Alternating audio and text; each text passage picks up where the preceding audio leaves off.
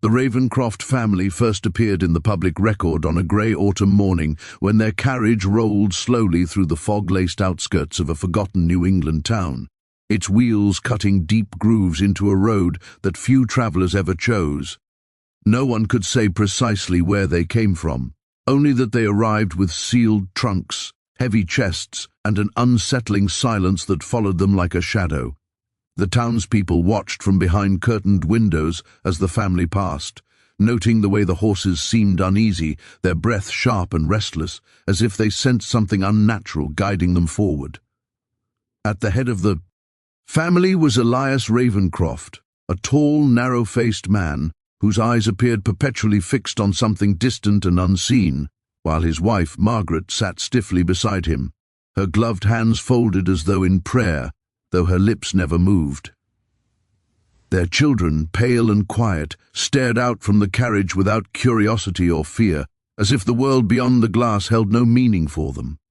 The family purchased a large tract of land on the edge of town, a place long avoided by locals due to its rocky soil, twisted trees, and the persistent rumor that nothing healthy ever truly grew there. Within months, construction began on what would become Ravencroft Manor, a structure so imposing and severe that it seemed to reject the surrounding landscape rather than belong to it. Built from dark stone hauled in at great expense, the manor rose sharply from the earth, its narrow windows resembling watchful eyes, and its steep roof cutting into the sky like a blade. The builders spoke later of strange instructions given by Elias Ravencroft, requests for hidden passages, sealed chambers, and foundations reinforced far beyond necessity, as if the house were meant to imprison something rather and protect its inhabitants. Several workers quit without explanation, and at least two reportedly vanished during construction, their absence dismissed by Ravencroft money and quiet threats. When the manor was completed, it stood alone, separated from the town by a stretch of land that seemed perpetually darker than its surroundings, where mist clung stubbornly even under clear skies. From the moment the family moved in, Ravencroft Manor became a subject of whispered conversation, not because of anything openly hostile, but because of what was missing. The Ravencrofts did not attend church, did not host social gatherings, and did not participate in town affairs. They sent a single representative to town once a week for supplies, a servant who never spoke beyond what was strictly necessary, and who avoided eye contact as if afraid of being recognized. At night, faint lights could be seen flickering behind the manor's windows, moving in slow, deliberate patterns that did not resemble candlelight or lamplight. Some claimed they heard distant chanting carried on the wind, low and rhythmic, while others insisted the sounds were merely the house settling, though no one could explain why. Noises often resembled whispered voices. Children were warned to stay away from the Ravencroft land, not by law or official decree, but by instinctive fear passed down through hurried warnings and uneasy glances. Animals avoided the property entirely, and hunters reported that their dogs refused to cross an invisible boundary near the manor, whining and pulling back as if restrained by an unseen force. As the years passed, the Ravencrofts remained unchanged while the town aged around them. Elias Ravencroft appeared no older than the day he arrived, his hair untouched by grey, his posture rigid and unyielding. Margaret's face remained smooth and expressionless, like a carefully preserved portrait, and their children seemed frozen in time, neither fully growing into adulthood nor remaining entirely youthful. This unnatural stillness fed the town's growing fear, giving rise to rumors that the family practiced forbidden sciences or possessed knowledge better left buried. Old letters later discovered hinted that Elias had studied obscure philosophies and rejected conventional faith, believing instead in ancestral forces and inherited power that could be cultivated through isolation and discipline. Inside the manor, the family lived according to strict routines, rising before dawn, eating meals in silence, and retreating into separate wings of the house for hours at a time. Servants who managed to remain employed described hallways that seemed to stretch longer at night, doors that led to unfamiliar rooms, and a constant sense of being observed even when alone. Mirrors were scarce, windows were often shuttered, and certain rooms were locked at all times, their keys kept on chains worn beneath Elias Ravencroft's clothing.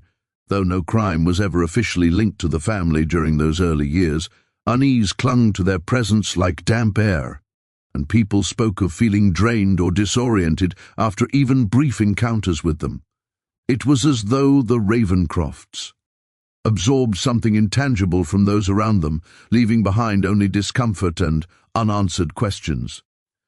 The manor itself seemed to participate in this silent exchange, looming larger in memory than in reality. Its silhouette burned into the minds of anyone who glimpsed it at dusk. By the end of the family's first decade in the town, Ravencroft Manor had become more than a residence. It was a symbol of something ancient and patient, something that had chosen its place carefully and intended to remain undisturbed. What began as a quiet arrival soon settled into a permanent stain on the town's history, an unspoken understanding that whatever had come with the Ravencroft family was not bound by ordinary time, and that the land itself had been claimed for purposes no one dared to name Odd. As the Ravencroft family settled deeper into their isolation, the true nature of their beliefs began to take shape behind the sealed doors of the manor, hidden from the town but woven tightly into the family's daily existence. Blood, to the Ravencrofts, was not merely lineage or inheritance, it was doctrine, law, and currency. Elias Ravencroft kept detailed records tracing the family's ancestry, back centuries. Pages filled with cramped handwriting, strange symbols, and annotations that spoke less of names and dates and more of qualities, strengths, and failures passed from parent to child. He believed blood carried memory, that suffering, sin, and power could be preserved and refined through careful union, and that dilution was the greatest threat to the family's purpose. Marriage, therefore, was never an act of love, but a calculated ritual. Spouses were chosen from distant branches of the same ancestral tree or from families rumored to carry certain desirable traits, obedience, resilience, or an unusual tolerance for pain and isolation. Those who married into the Ravencroft family were quietly absorbed and slowly erased, their former identities stripped away until they existed only as vessels within the manor's walls. Children born of these unions were subjected to rigid observation from infancy, their behaviors documented, their illnesses studied, their emotional responses tested in subtle, unsettling ways. Affection was discouraged, as Elias believed it weakened the will and blurred the boundaries necessary to preserve control. Margaret Ravencroft enforced these principles with cold efficiency, overseeing the household like a silent warden, ensuring rituals were observed precisely and deviations corrected swiftly. Beneath the manor, rooms unknown to any servant formed a private world where forbidden practices were carried out far from prying eyes. Candles, made from animal fat, burned alongside strange powders ground from roots and minerals, filling the air with a metallic scent that lingered for days.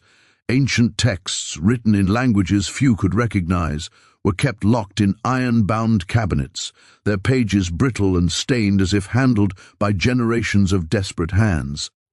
Elias spent long nights reciting passages in hushed tones, his voice echoing through stone corridors while his children stood in solemn attendance, forced to memorize words they did not understand, but were forbidden to forget. These ceremonies often involved bloodletting, small cuts made with ceremonial blades to awaken what Elias called inherited echoes, the wounds carefully bound afterward to avoid visible scars. Pain, he taught, was not punishment, but instruction, a reminder of the cost of power and the discipline required to wield it.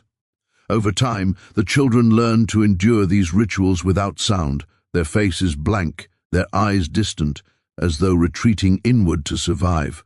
Servants who glimpsed fragments of these practices spoke later of a palpable heaviness in the air, a sense that the walls themselves absorbed what occurred within them. Some servants vanished abruptly after being assigned near the lower levels of the manor, their absence explained away as resignation or illness, though no one ever saw them leave. Others remained but became withdrawn and hollow, plagued by nightmares and an unshakable fear of the dark. The Ravencrofts rarely acknowledged these losses, viewing outsiders as transient and expendable, their presence tolerated only as long as it served the family's needs. As years passed, the effects of these forbidden practices manifested physically and psychologically within the family. Some members displayed heightened sensitivity to sound and light, others suffered violent mood swings or prophetic dreams that left them trembling and incoherent.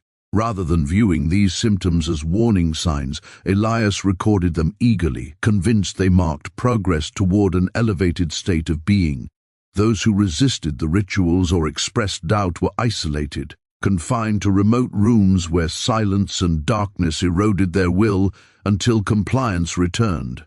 In at least 2 recorded instances, relatives who proved unfit simply disappeared from the family records, their names scratched out, their rooms sealed, their existence denied. The manor became a closed ecosystem governed by rules that defied morality and reason, sustained by secrecy and fear. Outside, the town sensed something profoundly wrong but lacked proof or courage to intervene.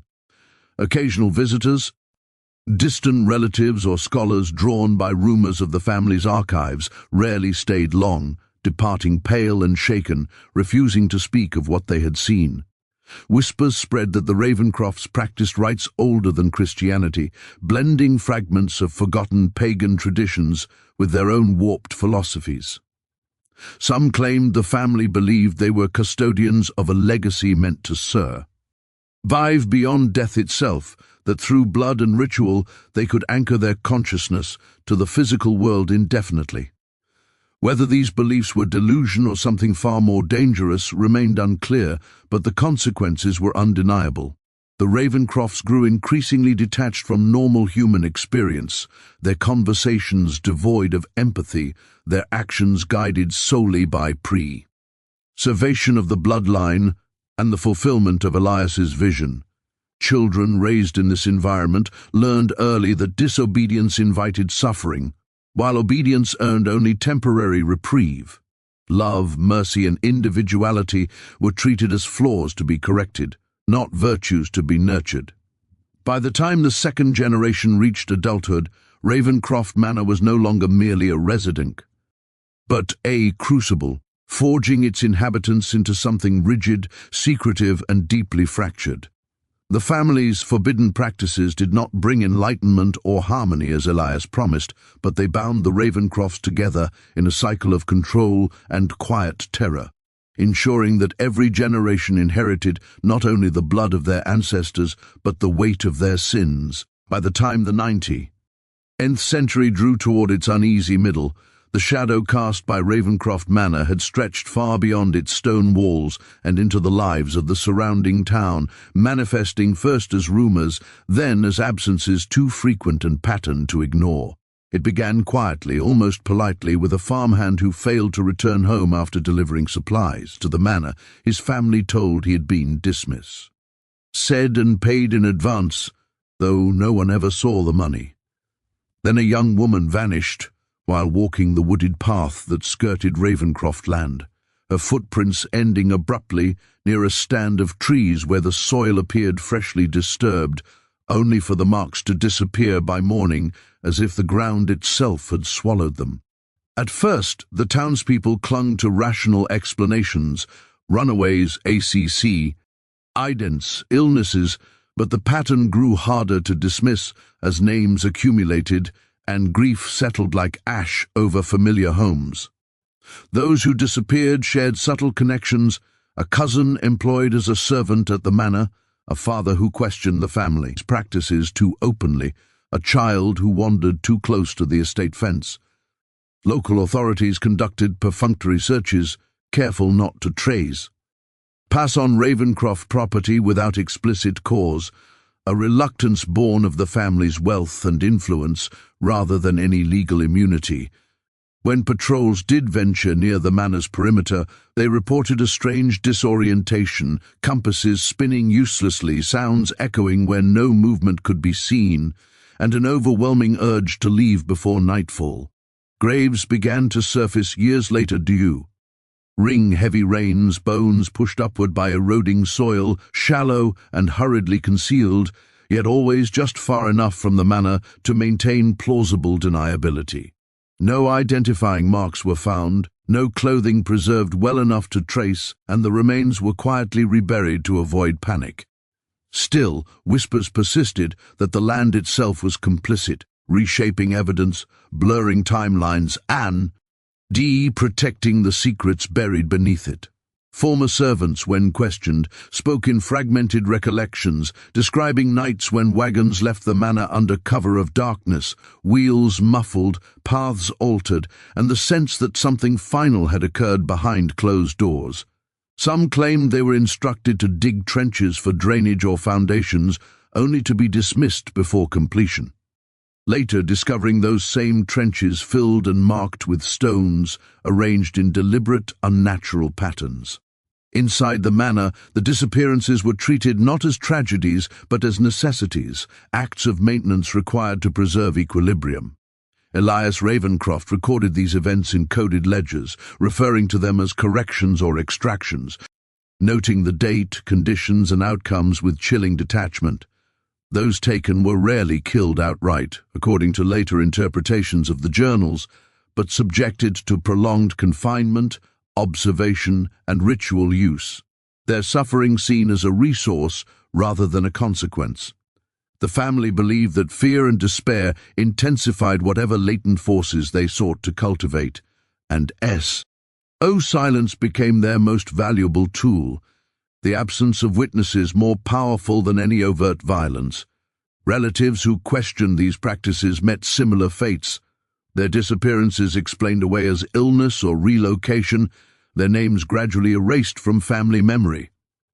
The manor's grounds expanded subtly over time, fences moved, boundaries redefined, swallowing patches of land once thought. Children who grew up near Ravencroft Manor learned to count the missing the way others counted seasons, each absence a quiet warning reinforced by lowered voices and drawn curtains.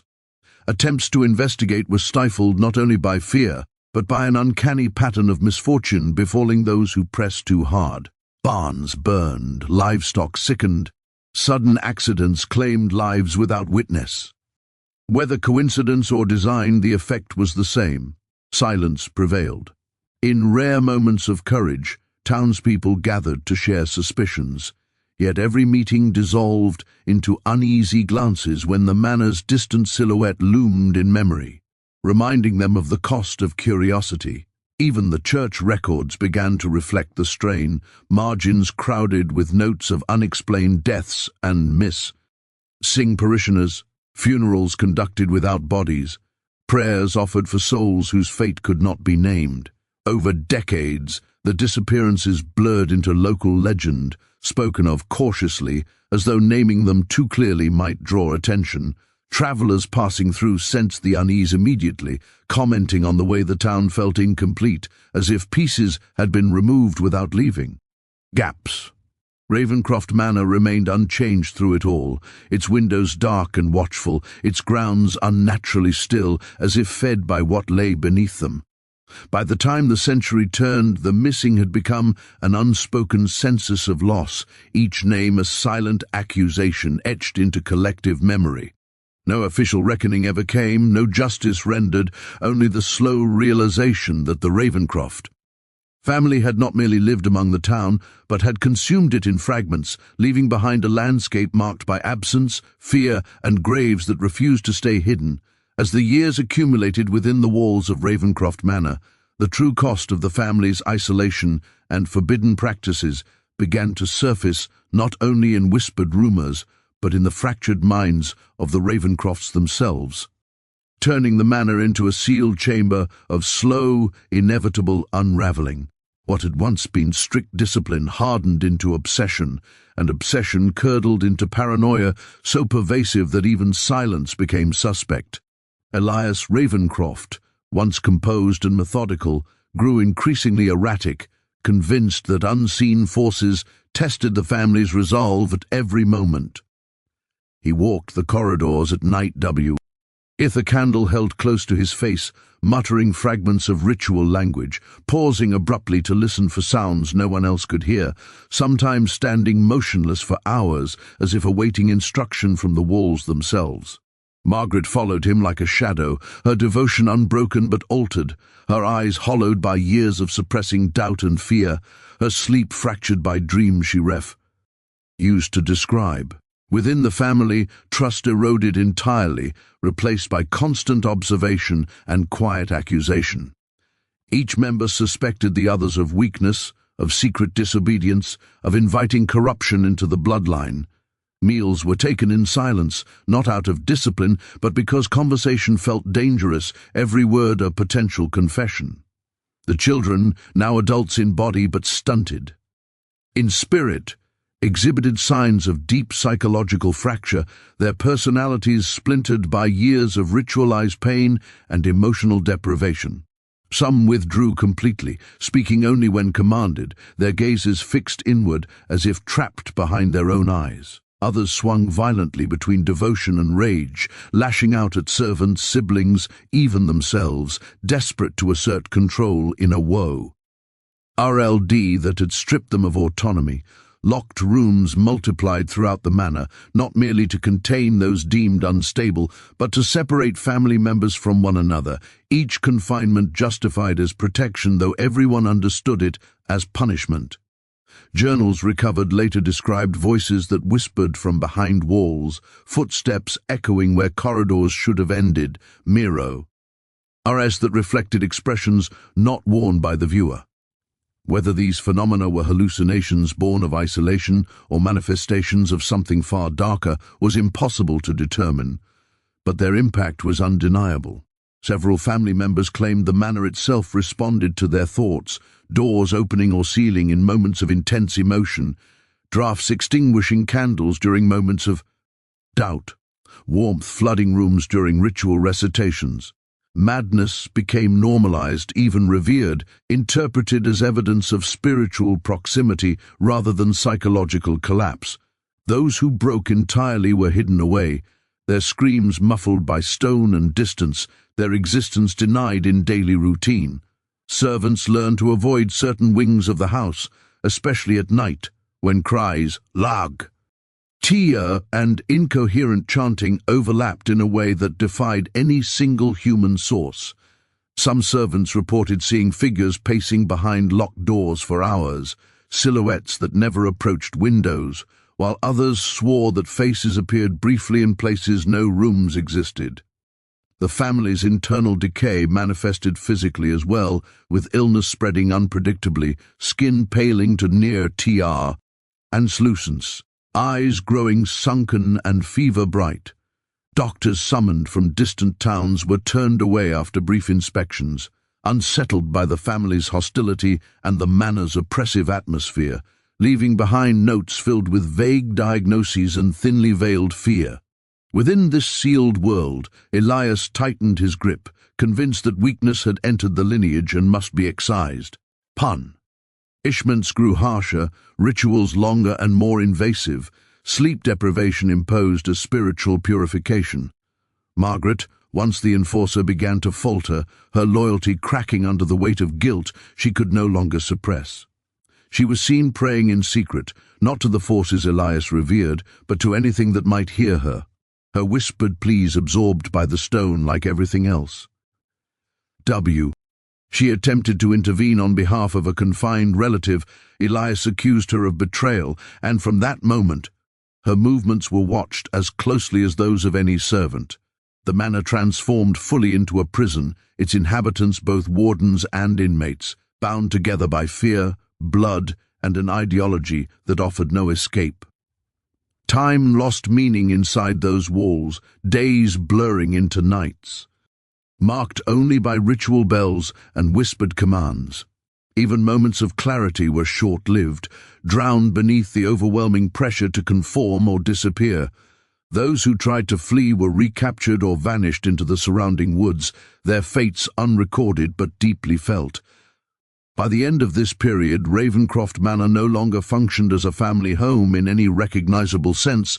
It was a fractured organism feeding on itself, sustained by denial and delusion.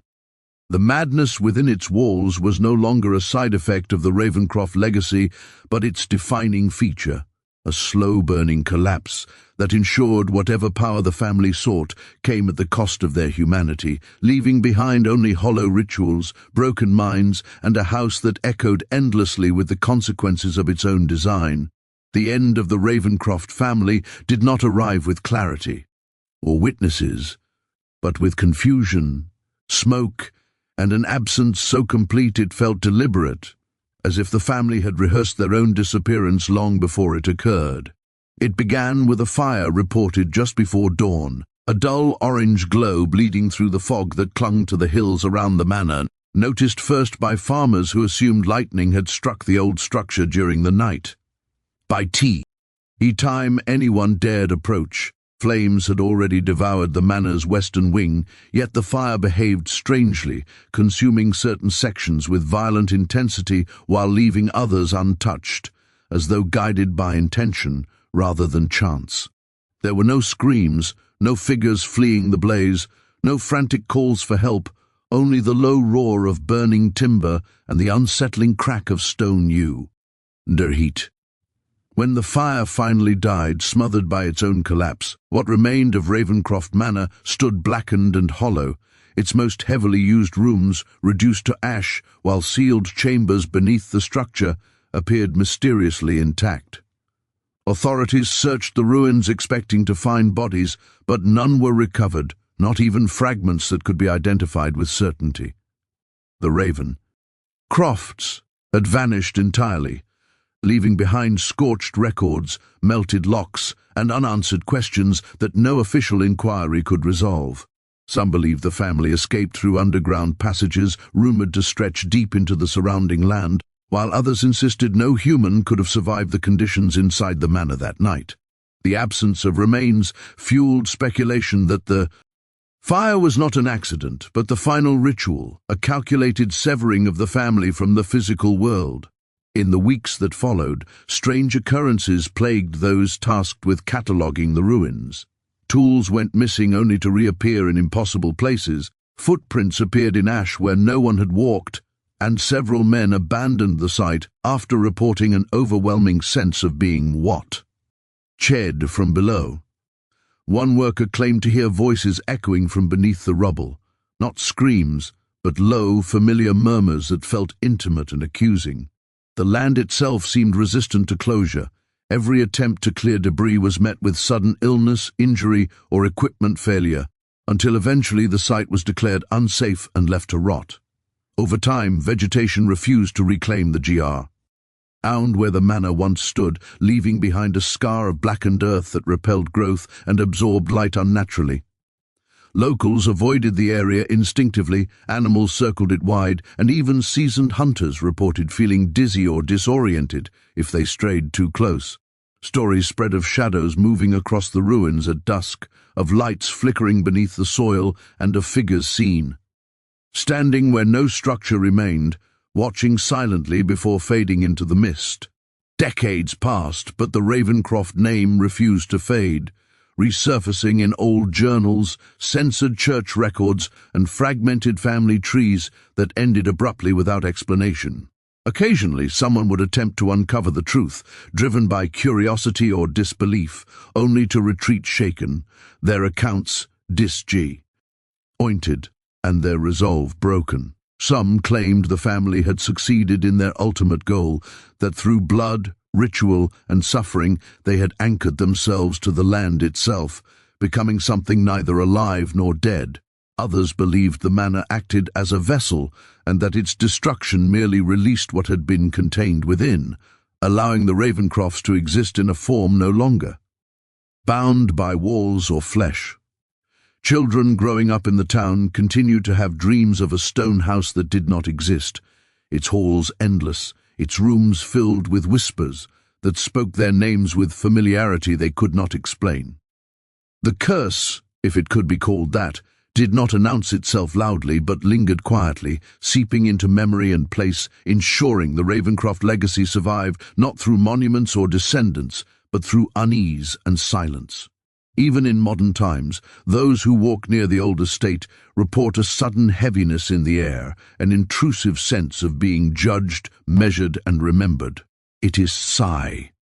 That the land does not forget, that it keeps record in ways no book ever could, and that the Ravencrofts, in their final act, bound themselves to that record permanently.